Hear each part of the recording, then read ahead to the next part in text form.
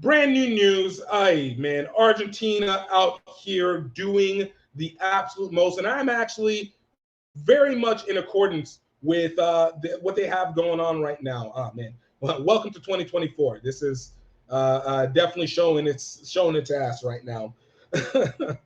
But yo, Argentina has been making some moves. Got this news from my guy Leandro Condry. He is a consultant out of Argentina. The man has been around Italy, around South America. He's probably one of the most connected people in Latin America, and I'm including Italy in that as well. One of the most connected people in Latin America. He put up some news recently about Argentina rugby and their plans that they have had moving forward.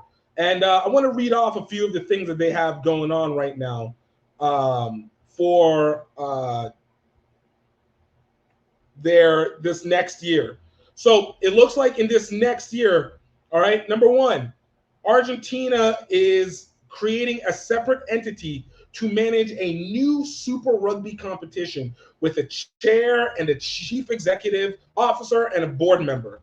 Number two, the Jaguars are planning on returning back to back in 2026. Hold on, messaging is all messing up as well too. They're returning back in 2026 to man, 2024. You're doing it to me. To Super Rugby ahead of the 2026 season. Uh, Number three, they are setting up a Super Rugby team in the U.S. and that might not only pivot towards the USA with Moana Pacifica to relocate from Fiji from Moana Pacifica from Samoa to Hawaii. I think actually they're based out of Australia, but the Tonga Samoa team transferring to Hawaii. Now, if you guys remember last year, we talked about last year. We talked a little bit about the the former Hawaii MLR team that was potentially trying to be there, led by the two All Blacks. Well, it looks like we're trying to see that happen again, but with the Super Rugby teams. And then lastly, the Cheetahs and Pumas, which are Chile and which are both Argentina's. No, Cheetahs is South Africa and Pumas, obviously Argentina, could take part, particularly if they play in Perth, where expats form a key part of the rugby community. So Argentina is making some significant moves in what they are trying to do with their rugby territorialism. And I, for one, am absolutely for it because this is a side that one understands the process of jumping from a tier two to a tier one, even though Argentina has been a powerhouse for multiple decades, but they've been considered as some of the lower end of the tier one, despite the fact that they've had success in semifinals. Obviously, they've been killing it in sevens. They have a robust system. They've been Super Rugby before. Like, this is a team that has absolutely shown that they are able to compete, but they have been one that wants to be able to grow the rugby in their area. We've heard from Augustin Pichot about his desire to see rugby develop from World Rugby, see rugby develop from an organic standpoint, speaking a lot to what Mick was talking about at the grassroots before.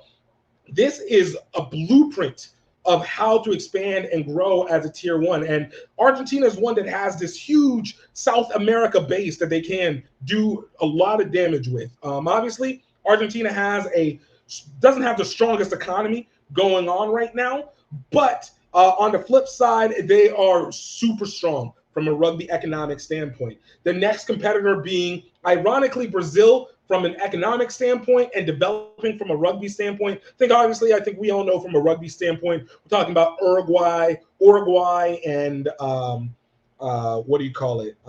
Uruguay and Chile, obviously making more impact, but Argentina is one that has benefits greatly. And we see it now even with the Miami Sharks. Even though it's an MLR team and it's privately owned, this is an Argentina side in works right here. So they are getting their guys everywhere. And you know what that also means? They're also accessing new revenue streams.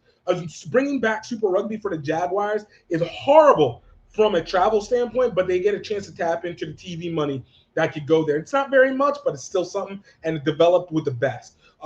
Moving into Hawaii, I think this one's a little bit more controversial in the sense that Hawaii might not be the best audience, but we also know there's a lot of Polynesians and a lot of Asian connection, a lot of U.S. American Samoa. Just that area is very filled. It is significantly more expensive than probably any other area, but they can have a connection and build a home base there. Hawaii is 5 hours away from the coast of the U.S. on its own. So just in and of itself, you're talking about a situation where, as one would say, you can still tap into a culture that might not be fully maximized because of the circumstances that it's in geographically.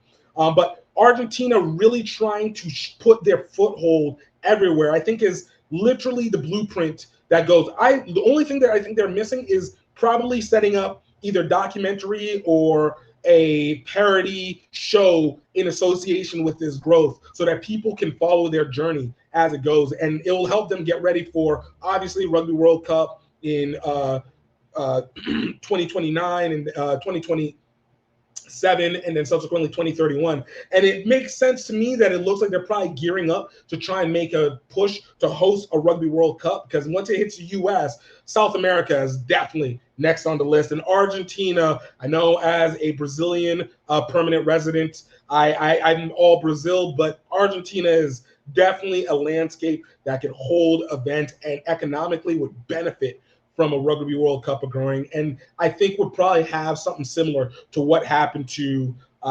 Japan in 2019, where you have a massive amount of tourism, you get great engagement by the locals. The money would stretch, and I think it would be a locale that would be probably the best. And on top of that, it would be summertime. It would be a summertime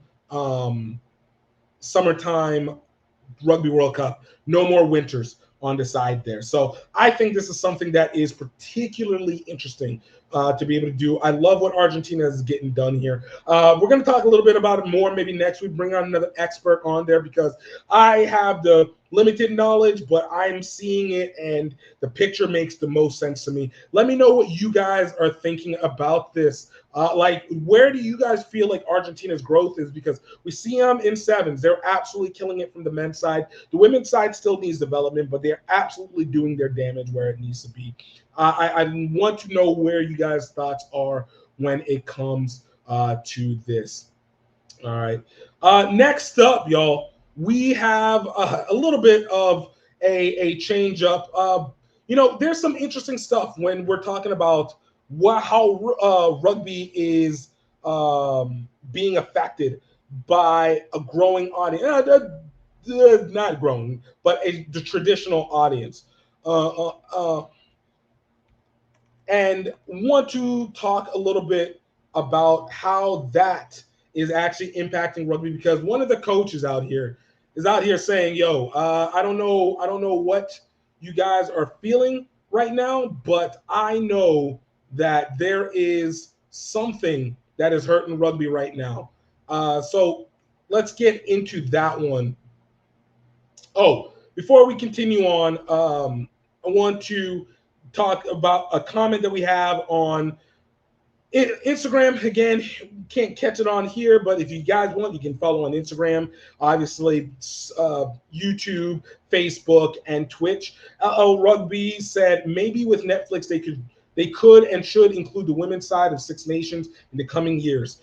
I will say this without necessarily being a detractor. I 100% agree that Women's Six Nations needs to get its own doc, which I think it got a little bit. through TikTok. I don't think it should be attached to the men's Six Nations in the coming years. I think it should be a separate entity. In fact, I would also hope that it either goes on Netflix or that they find a deal with Apple. Obviously, they or with WB because the women's premiership rugby has a partnership with TNT already. So it would make sense for them to work with Warner Brothers. Even though I'm not the biggest fan of Warner Brothers, I think that's a platform that could do work. Put it on Max or HBO Max, depending on what part of the country you get this at. And it would be one where they would develop strongly off of that one. Netflix obviously is the top gun, but I say go work where your partners are, work where you're wanted, not where you have to beg. And we have to see what happens with the Six Nations with the men's side. It could go in either way. Um, uh, Oregon Rugby League said, "Yo, when you talking some Pacific Coast Rugby League and Rugby League in Americas, yo, we got some great interviews. We're going to be setting up for that. Obviously, they got their match in Las Vegas coming up, so we're going to be able to talk a little bit of rugby league. It's 2024. We adding it all in here. We're adding it all in here at this point. So I."